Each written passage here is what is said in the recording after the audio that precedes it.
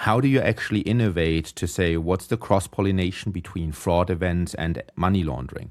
And now there's a fatigue around, we've just done something, let's not talk about these kind of areas, right? So if we were to optimize how we look at scenarios, how we detect things, then we might actually completely change what volumes of alerts comes in the individual fraud streams, money laundering streams, etc. So that to me is an example of the use case trap.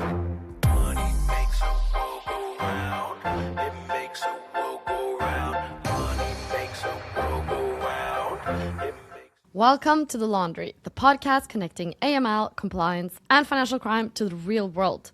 We get it. You're the CEO, the CFO, the CCO.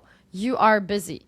Managing spend, pitching investors, reporting to the board, hitting quarterly targets, fielding regulatory calls, firefighting the latest audit, and keeping investors happy. And now you have to think about fitting whole new AI systems into your compliance process. This is not a small thing on the to-do list. I'm your host, Marit, CEO of Strise, and in this episode, we are asking CEO, CFO, CCO, who actually owns AI in compliance. We will be discussing why AI in compliance is probably overrated in the short term and underrated in the long term, the traps that most organizations are already falling into without realizing it, and what the CFO, CCO, and the CEO each need to own. And to dive into this topic, I'm delighted to be joined by Hanjo Seibert, Managing Director and Partner at Boston Consulting Group. Hanjo leads BCG's global compliance and anti-fraud financial crime technology transformation practice. He also serves as BCG's European lead for responsible AI and hosts the BCG on Compliance podcast. Welcome to The Laundry, Hanjo. Great to have you here. Well, great, and thank you for having me. I'm excited about the discussion we're going to have. Let's just go right to the start and start with the issues in getting AI implementation right. So you've said Gen AI in compliance is probably overrated in the short term and underrated in the long term. Can you explain and unpack that for us? Sure. It's a statement that a guest actually made in our podcast that stuck with me. And I think he was so right in saying that. Why do I think this statement is true? If I just look at my work, almost every client, every person that we speak to is asking, hey, what should we do with Gen AI? What should we do with agentic? And so on. And that's the part where I think it's overrated in the short term. Clients tend to only want to talk about Gen AI at the moment. And I feel there's many more problems out there that don't need a Gen AI solution. They need an operating model, a process, a people solution. And those topics often get forgotten when it's all about AI. Underrated in the long term, I think who can guess what Gen AI and the whole innovation that we're seeing now will do in 10 years? It's like the invention of electricity or the invention of the internet. There's so many things, how it will change everyone's life with that, the way how we run our companies, and of course with that also the way how we run compliance. But I think that long-term impact is completely underrated because we tend to think about what can AI do to my today's process, to my today's compliance, rather than how's the overall world going to shift in the next 5 to 10 years? Yeah, I agree with you there. And it's so easy when it comes to Gen AI, and I can feel it in my own work. It's just, you talk about a use case and you're like, oh, AI could solve that. Oh yeah, this is perfect for AI, this use case. And you've actually described something that you call the use case trap. And can you explain a bit what that looks like on the ground? Yeah, sure. And I want to say first, I'm not against use cases. I think they are probably the only way to reasonably get an organization started, and we can talk about that in a moment. The use case trap for me is one where you have one successful use case, then you have another successful use case, and then you only keep thinking in use cases.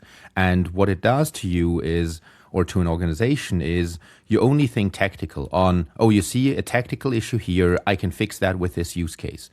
What you're not going to do is really reimagine your processes, really rethinking your customer interaction, the customer experience. And so you're really more thinking about optimizing very tactically today's process, not necessarily thinking about is that process end-to-end or value stream or however you want to call it, is that the right way to do things from a forward-looking perspective? That to me is the use case trap. Thinking only tactical, not so much strategic. And can you give a real example, of course, without naming any names, but of what kind of falling into this trap or this way of thinking can actually cost an organization? Because, I mean, you're out there, you speak to so many, I'm sure you have some real world examples. So, and I've seen it like probably, I would say 1,000 times, but realistically, I've probably seen it 20, 30 times happening. So the most recent example for a US-based GSIP, they had a good use case in the AML space on automating parts of the information grabbing for transaction monitoring alerts. So think of this as for every alert that comes up, you need to pull data from 10 different systems. It takes you 20 to 30 minutes. So that was automated. And that's a good thing. Next thing they thought, we can apply the same use case from a technical perspective to our KYC files. Great. Next thing they thought, we apply this to the trade and communication surveillance alerts. Also great. And so on. And they went to fraud and so on. Now, where the trap is they spend a lot of time optimizing the individual streams and silos. What they didn't think about, what now is harder to even discuss with them, and we're in the discussion there, because they've done so much on the individual processes, is what's the future going to look like? Do you still run all these disciplines I mentioned as independent streams, or how do you actually innovate to say what's the cross-pollination between fraud events and money laundering? How do you bring certain things together? And now there's a fatigue around, hey, we've just done something, let's not talk about these kind of areas, right? So rather than, if we were to optimize how we look at scenarios, how we detect things, then we might actually completely change what volumes of alerts comes in the individual fraud streams, money laundering streams, etc. So that to me is an example of the use case trap, where taking a step back, really thinking about the evolution of the threat landscape and your strategic target operating model as a bank around all three lines of defense, that's, in my view, the right way. Now, I fully appreciate there's a balance to strike, right? Because you can't start this discussion usually involving 10 different departments without any evidence of success. So you'll need to strike the balance of having individual use cases that show that there's a lot of potential, also a lot of funding that you can gain from successful use cases, and then start thinking about what are the more structural and fundamental changes and what are the kind of the cornerstones of your future operating model that you don't only tactically improve today's or yesterday's processes. Yeah, and is it then kind of the just to kind of summarize. So let's say you have to pick an arbitrary number, 10,000 alerts in each of these disciplines, and now you use AI to let's automate all of these ones to kind of automatically close them or automatically get to a resolution or whatnot. But then taking a step back and see, hey, if we just change our operating model, maybe the initial alerts is not 10,000 across each discipline, but we are able to reduce them fundamentally to say 10,000 in all of combination, and then we can just completely change the way we operate. Is that sort of how you, in simpler terms, that's how you would summarize it? Yes, absolutely. And I don't want to forget the part that you can also alert other things, right? It's not only about the efficiency part and reduction of alerts, but also with that rethinking, with the leverage of all the tools we have now with AI, Gen AI, Agentic, and so on, you can also free up time to actually look at other things that you have not detected before. So the famous false negatives. So I think there's an efficiency part to it, but there's also an effectiveness part to it. And you also mentioned a word in there that I want to pick up on, which was fatigue. That are you already starting to see some AI fatigue in the organizations around? And how does that kind of fit into this research that you had from 2025, where you found that less than 10% of banks have measurable AI use cases actually in production? So it's already AI fatigue, but we're not really fundamentally having measurable AI in production yet. So how do you think about that? So yeah, no, great question. I think let's unpack that, the two parts. The first part, AI fatigue. When I look at the discussions we have with executives and also the work we do with team leads and analysts and investigators, I don't necessarily see an AI fatigue. What I see is a change fatigue. So from remediation to in 2016, it was all about RPA, then it was all about digital, then it was all about agile, then another remediation came in, yada, yada, yada. So there is a certain change fatigue. I don't recognize necessarily an AI fatigue from that perspective, but obviously how open are you to changing a process in activity that you've just signed off with a supervisor and your auditors when you now think, oh, AI is giving me a whole set of other opportunities where you've changed this thing 10 times in the last 5 years. The other part of the question, so why do we see less than 10% of banks having measurable AI use cases in production? Now, I think that has a lot of different reasons. I think one is a question on how good, especially in this regulated environment of compliance and anti-financial crime, how up to speed, for lack of a better term, how up to speed are supervisors on that innovation? And without meaning to step on anybody's toes, but I do think that supervisors do have their learning to do in this also with statistical measures, with technical measures, and also how to guide the industry in a way that they find safe and sound, but that allows the innovation. And I see both sides, but I do think that the whole industry needs that innovation, because if you look at the fraudster side, if you look at the criminal side, they're abusing this innovation big time. And if we don't at least get onto that learning curve, we're going to miss out completely, and it's a race we cannot win at all. True. The other part, I think, is the internal governance of banks and organizations. Now, if I look at, we've just supported a European bank on a lot of AI and Gen AI cases in anti-financial crime, and also a Canadian bank on fraud AI cases. The great message here, building a use case, building a model, building something, often takes you less than a month now. The challenge that I see then is with regards to model validation, and I'm not speaking against model validation, but if that then takes 12 months, that's the burden. That's where a lot of the traction is lost. So I think what organizations need to solve going forward is, with that massive investment, with that massive innovation in AI, how can they reap the benefits of that from a build perspective, but also from an organizational embeddedness perspective, that they still have the safeguards of model validation, governance, and so on, but at a different velocity, at a different speed that allows for that innovation to come in.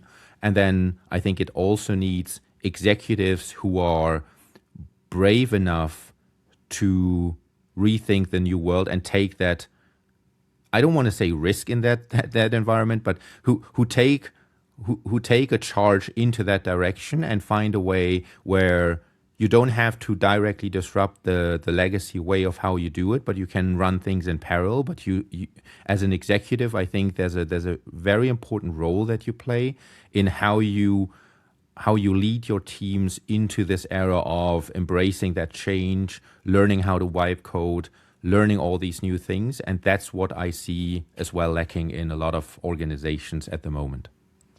Because you did mention that it's not the necessarily AI fatigue, but the change fatigue. And to these executives, what's your best advice to? Because as an executive, you just want change right away. You want, like, come on, it's this new thing. Let's all jump on it and change tomorrow. But what kind of practical advice to executives in this space do you have to be able to work against this fatigue of change? How do you get everyone on board? And I actually see two different types of executives if I look at the banks that I'm speaking to. But let's start with your version of the executive. And I like to draw an analogy of, and I don't want to be condescending, but how what I learned about working with my kids is I can say I'm excited, let's go, and they don't understand what I want, right? So what I as a father had to learn is that I sit down with them, I explain to them where we're going. I've been there, so I know where I want to go. They don't, right? And I break it down into digestible compartments for them so that they get excited, that they know what their role is, kind of dress up, brush your teeth, get ready, all these type of things. And again, I don't want to sound condescending, but to translate that example into the business world, I think executives who are excited about this change, I think need to overinvest in communication and engagement with their teams on what this new world can be, and then breaking it down into what are the tools available to everyone. So is there a version where everyone in your team has, say, an hour or 2 hours every week, make it sessions on a Friday or something, where you invite people that they learn how to vibe code, how they learn to use the different LLMs, how they see what classical AI can do, what Gen AI can do, and so on. So just to get people up the learning curve,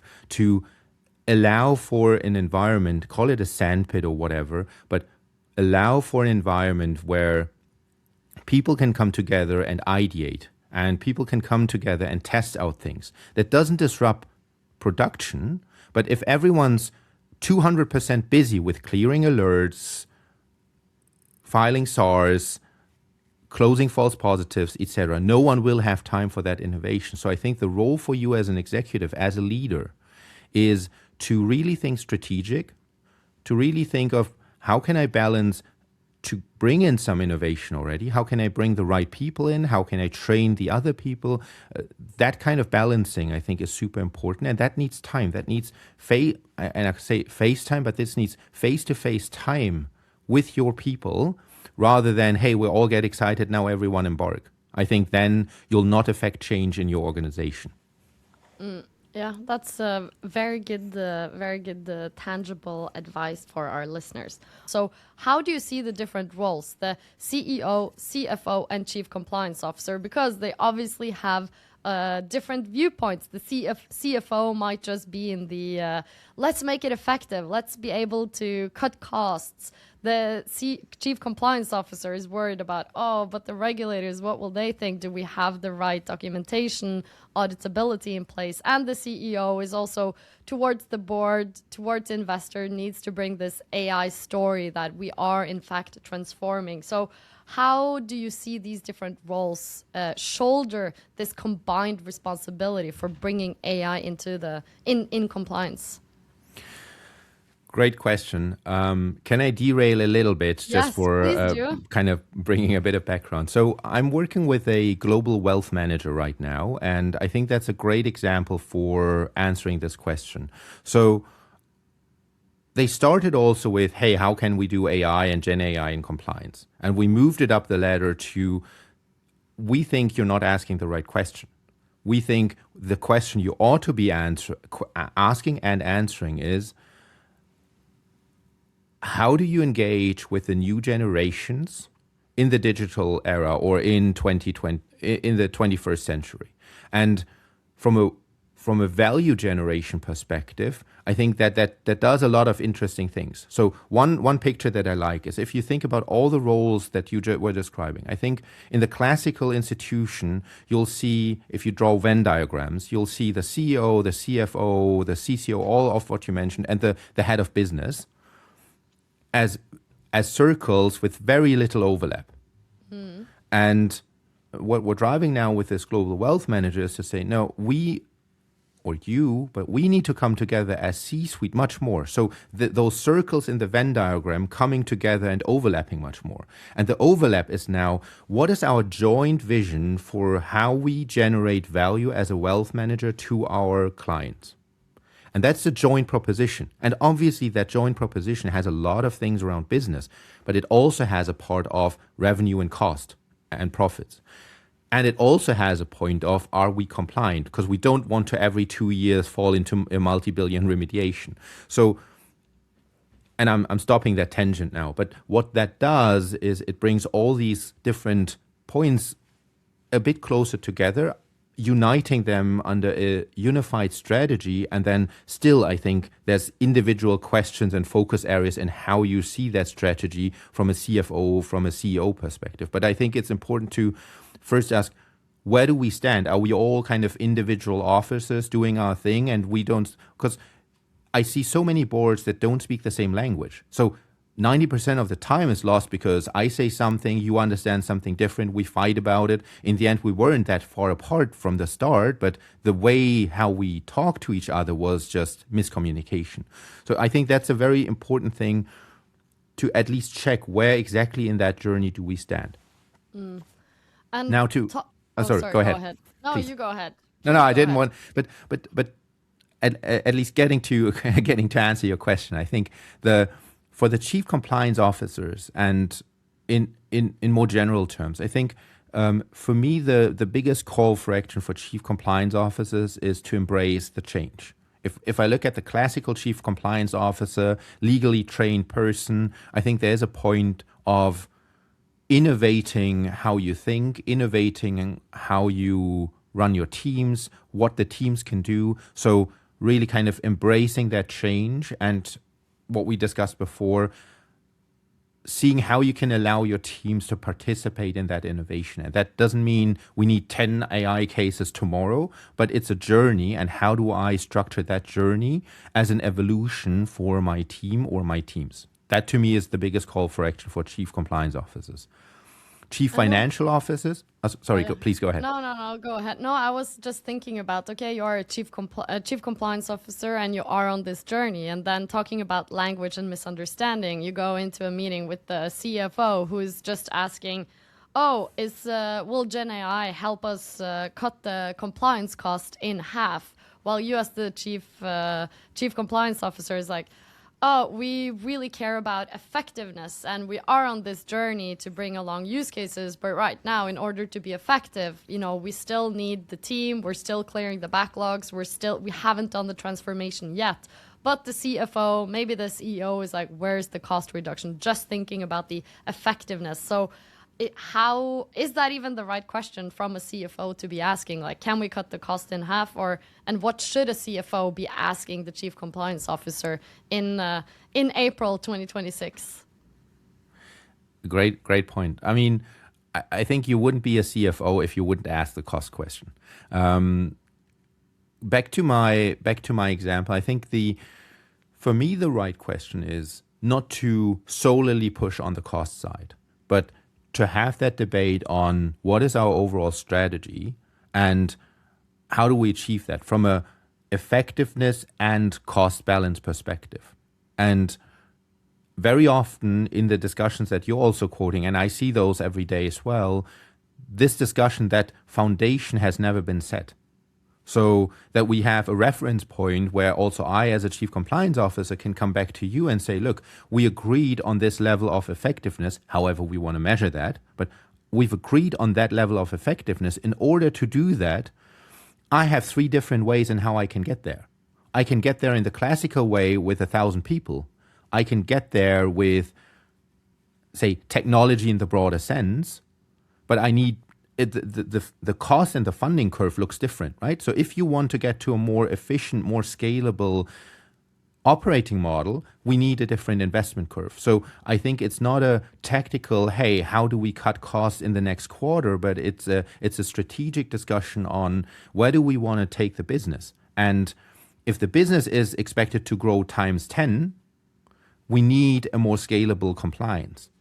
If we're going to reduce or if we just maintain, you have a different discussion on how you manage costs in compliance. But I do think it comes in conjunction with the business strategy and with the trade-offs. And I think very often and I don't want to step on any CFO's toes, but very often people get put in the positions with a very sole focus and there's not the strategic discussion on both sides, the upside and the downside. And last point I want to make here on cost, if you think of this in the long term, I think institutions that that have that debate are structurally much more cost efficient, because you can cut costs now and look at the European banks, look at some of the Canadian banks who recently got fined on AML. Like a $5 billion fine does a very bad thing to you in the P&L for quite a long time, right? Because $5 billion fine is just the tip of the iceberg. There's another 5 to 10 billion on remediation and increasing staff levels and those kind of things. So something that might look more cost efficient now doesn't have to be. And I think the thing that saves you from that trap is that strategic discussion on where you want to take the business, including the way how you do compliance and including the way of what's your longer term journey rather than your year-on-year cost targets in compliance. Yeah, I agree, and that's really good. Really good input. So, what are kind of the best chief compliance officers that you meet today? What are the right questions that they bring back to their C-suite and also to the board when they have to go in and report on the status? What are they saying? What are they doing? And what are the transformations they are able to undertake for their own role? I think three things in general terms. One, how can I help you make business more successful in the long run? So really think from a business perspective first. And obviously there's the compliance part that you need to answer in doing the business successful in the long run. But I think compliance is really a value driver for long-term sustained business without big reputation damages here and there. So how can I support your business? Second, the trying to become much more transparent about the costs and where the costs are being generated. So for example, can you articulate, if we onboard a high-risk client, if we onboard a PEP, that's $1,000 more per year because of all the requirements. So it's your business decision if you onboard and if you target PEPs or not. But don't blame us on the cost. We tell you, we give you the transparency of the implications so you can adjust your strategy to it. Have you actually, sorry for interrupting, have you seen someone do this really well? Because these hidden, the costs of onboarding the customer groups, they can be very hidden. And from the business side, you just think, oh, a customer is a customer, and you don't think about the cost associated. But have you seen someone do this really well? Yes, I have. Very few, but that's why I directly can say yes, because the very few ones that have stick. I can think of a Swiss private bank and wealth manager, not the biggest one, but some there, that have done a really good job in making that transparent. And whether you get it right on the last cent is almost menial, but the direction of the cost, they've really gotten well. And the way they've changed the dialogue in the C-suite was amazing. And also to this Swiss Chief Compliance Officer, if you're listening, I'd love to have you on the show. Maybe I'll ask if you can pass along the laundry to this person so we can get them on and have an episode on this so they can teach the rest of the industry. But okay, sorry, for back to the third point. Sorry for interrupting exactly. you. So no, I think that's part of the discussion. So the third point is where you as a Chief Compliance Officer can do less of the absolute terms. We must do this, zero tolerance, regulatory requirement, no discussion. If we don't do this, I quit, whatever the threats are, to showing options and showing alternatives and trade-offs and discussing with your other C-suite peers this in a way where as long as you're okay as a Chief Compliance Officer from the outcome of effectiveness, it's a joint, it's a C-suite or it's an overall firm strategy on which way you take. Like and let me get that practical. Like this example of, do we want to invest in technology for onboarding the clients here? Do we want to mainly rely on manual labor for that? And so on. So and you can cost it out broad strokes reasonably quickly and say, look, we together should take this. I can implement that then. And I can give you the assurance that I, as a Chief Compliance Officer, am fine with the resulting effectiveness, but I'm telling you this here has a different investment curve and a different run cost compared to alternative B. But let's take that together, and then afterwards don't blame it on me, because it's all for me coming to where compliance and business need to move closer together. And it's not we have that strategy and it's so great from a business perspective, and then compliance is this department of no.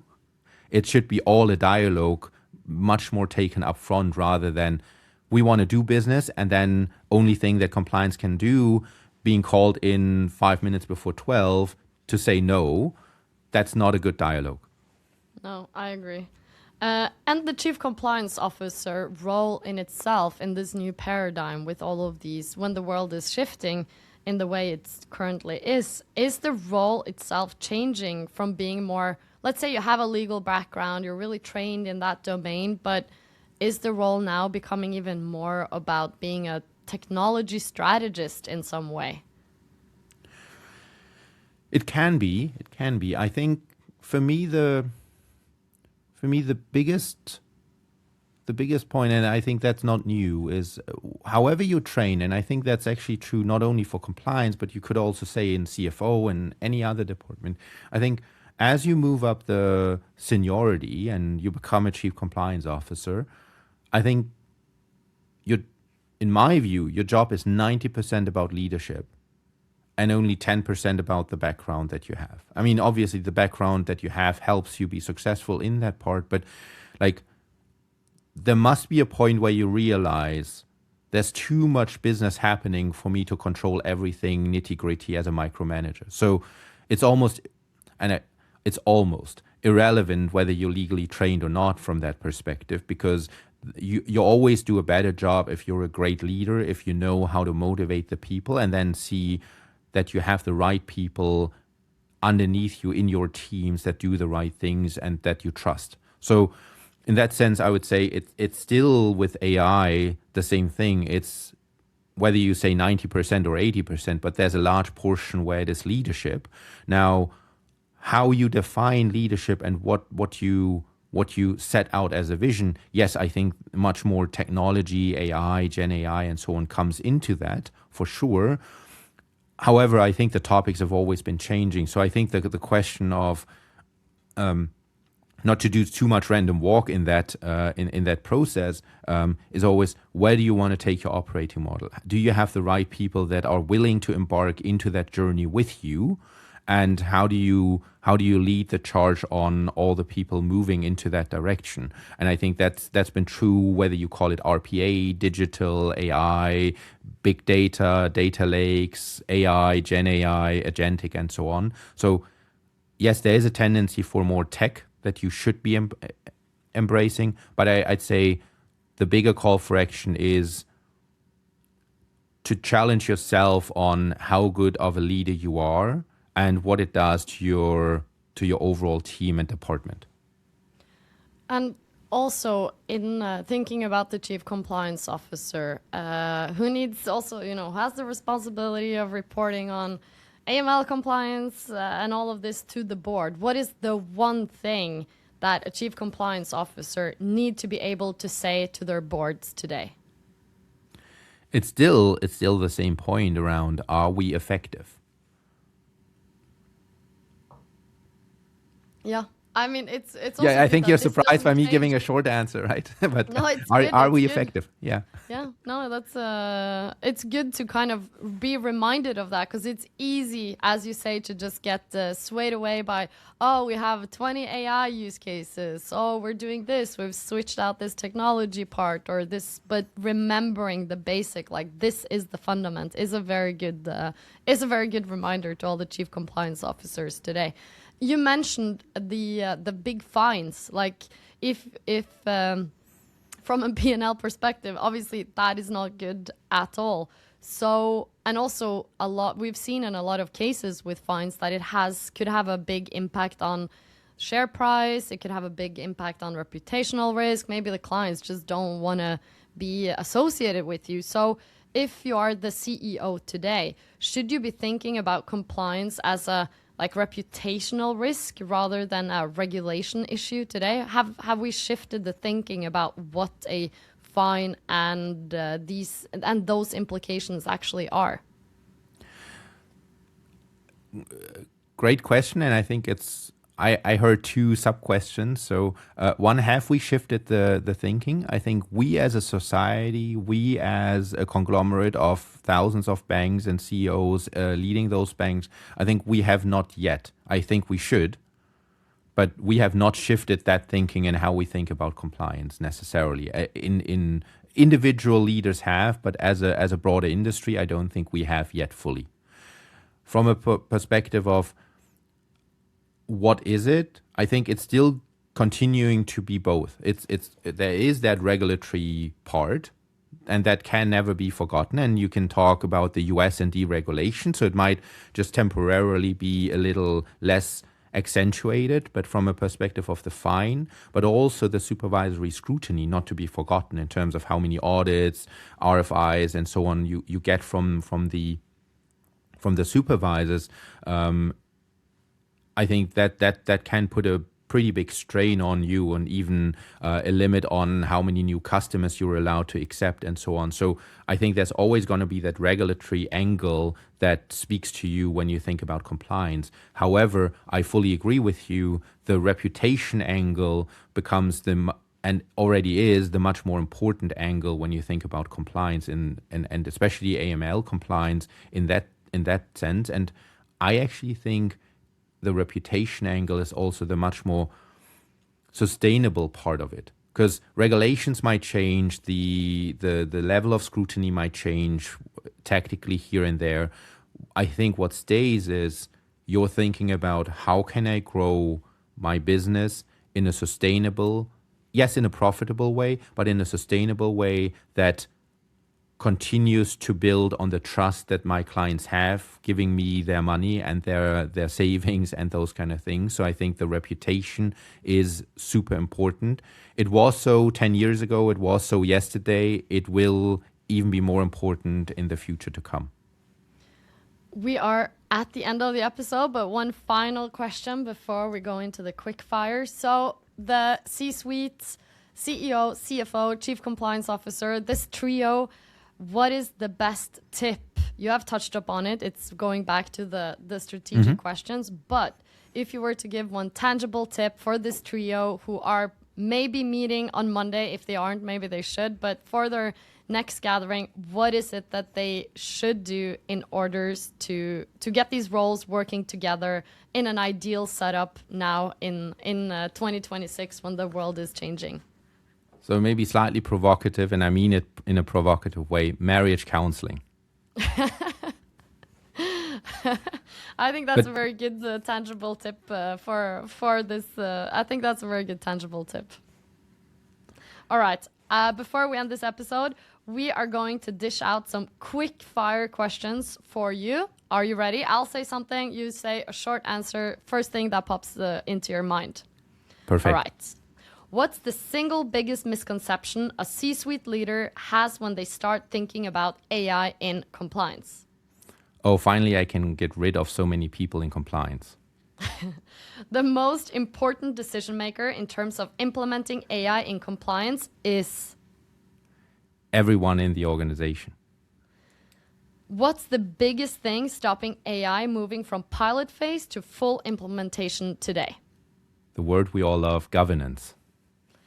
And in one sentence, who actually owns AI in compliance? Again, I think everyone in the organization. All right. That brings this spin of the laundry to an end. Hanjo, thank you so much for joining me. If people want to find and connect with you, how can they reach you? Well, I'm on LinkedIn, bcg.com. We have the BCG I should know that. The BCG on Compliance podcast talking about compliance, anti-money laundering, fraud, and so on. So through those resources, people can reach out and connect with me directly. I encourage, if you like the laundry, really encourage you to go and check out the BCG podcast as well. And thanks to all of our listeners who was spending time with us. If you've enjoyed this podcast, check out our back catalog, more than 150 episodes, and follow The Laundry on your podcast platform of choice. Please share this podcast on your social media channel. If you think your C-suite should listen to it, tell them. Drop an episode on a Slack and Teams. It really helps people to find us. And if you got something you want to share with us, comment on this episode, feedback, input, tips on guest, email us at laundry@strise.ai. Your host for this episode was me, Marit. Our producer was Matthew. Our editor was Dominic. And video was made by Loïs. And The Laundry is proudly produced by Strise. We're building the autonomous fin crime department. And visit strise.ai for more information. See you next time.